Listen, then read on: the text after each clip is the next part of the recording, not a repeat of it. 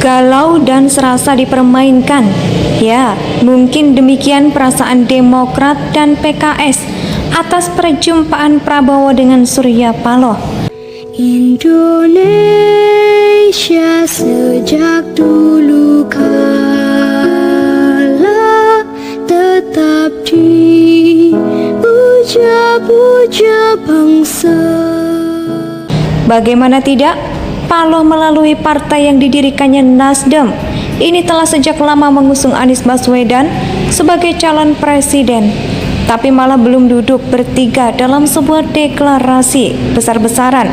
Koalisi yang mereka namakan Koalisi Perubahan, sementara PKS dan Demokrat ini telah sama-sama sepakat mengusung sosok yang sama.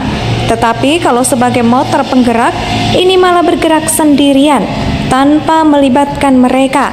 Ya, jika bisa diandaikan demokrasi itu manusia yang punya hati, bagaimana kira-kira perasaan mereka berdua tatkala bos Nasdem tiba-tiba berkunjung ke Hambalang dan mengadakan pertemuan dengan Prabowo?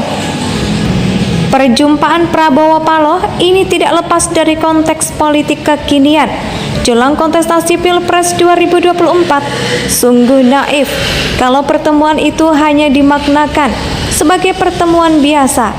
Bagaimanapun sangat terbuka untuk menafsirkan apa makna sesungguhnya di balik pertemuan dua tokoh tersebut. Tafsir pertama, kangen-kangenan alias melepas kerinduan sebagai dua teman yang sama-sama jebolan Universitas Golkar. Semasa Presiden Soeharto berkuasa, angin reformasi membawa para petinggi Golkar seperti Prabowo, Wiranto, Edi Sudrajat, kemudian Susilo Bambang Yudhoyono, dan Surya Paloh membuat partai baru.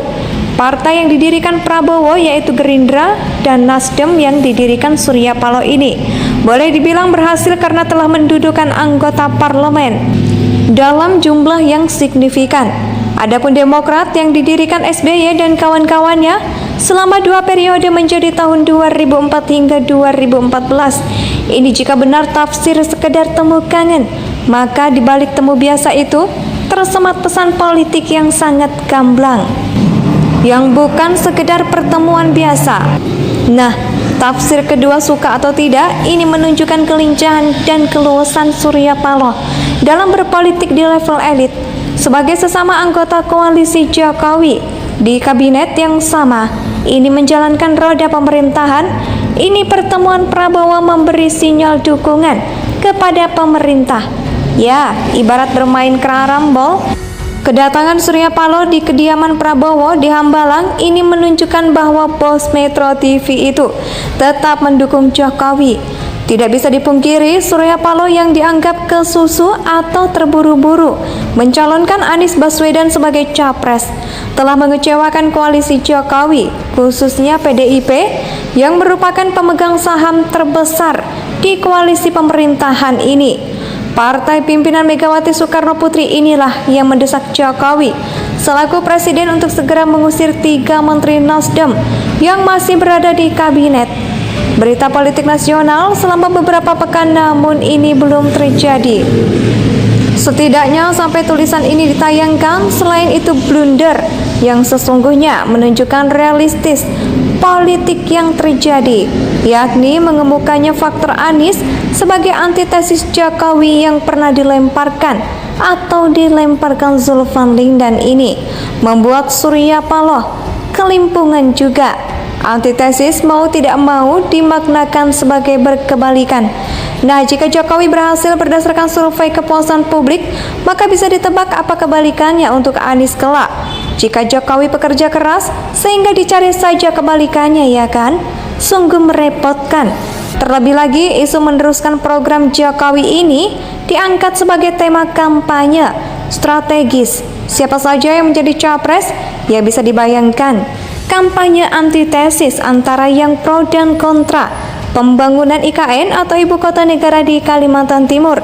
Tidak heran jika Surya Paloh lewat pernyataannya sendiri menegaskan akan melanjutkan program IKN Jokowi ini. Hal mana sangat bertentangan dengan semangat kemudian tafsir ketiga. Surya Paloh hendak mengabarkan kepada Demokrat dan PKS bahwa selain Anies yang kini sudah atas kendalinya ini mencari bakal cawapres. Bagi Anies adalah urusannya juga Demokrat, tentu ingin AHY yang menjadi cawapres bagi Anies dengan seabrek argumen kepantasannya. Demikian pula PKS, Ahmad Heriawan yang juga cawapres. Itu keinginannya mengingat mantan gubernur Jabar 2 periode itu. Ia dianggap lebih pantas. Sebuah debat tetesan kosong yang tidak akan selesai sampai di ujung. Bagaimana tidak? Paloh melalui partai yang didirikannya Nasdem ini telah sejak lama mengusung Anies Baswedan sebagai calon presiden, tapi malah belum duduk bertiga dalam sebuah deklarasi besar-besaran. Koalisi yang mereka namakan Koalisi Perubahan, sementara PKS dan Demokrat ini telah sama-sama sepakat mengusung sosok yang sama. Tetapi kalau sebagai motor penggerak, ini malah bergerak sendirian tanpa melibatkan mereka. Ya, jika bisa diandaikan demokrasi itu manusia yang punya hati, bagaimana kira-kira perasaan mereka berdua tatkala bos Nasdem tiba-tiba berkunjung ke Hambalang dan mengadakan pertemuan dengan Prabowo? Perjumpaan Prabowo Paloh ini tidak lepas dari konteks politik kekinian. Jelang kontestasi Pilpres 2024, sungguh naif kalau pertemuan itu hanya dimaknakan sebagai pertemuan biasa. Bagaimanapun sangat terbuka untuk menafsirkan apa makna sesungguhnya di balik pertemuan dua tokoh tersebut. Tafsir pertama, kangen-kangenan alias melepas kerinduan sebagai dua teman yang sama-sama jebolan Universitas Golkar. Semasa Presiden Soeharto berkuasa, angin reformasi membawa para petinggi Golkar seperti Prabowo, Wiranto, Edi Sudrajat, kemudian Susilo Bambang Yudhoyono, dan Surya Paloh membuat partai baru.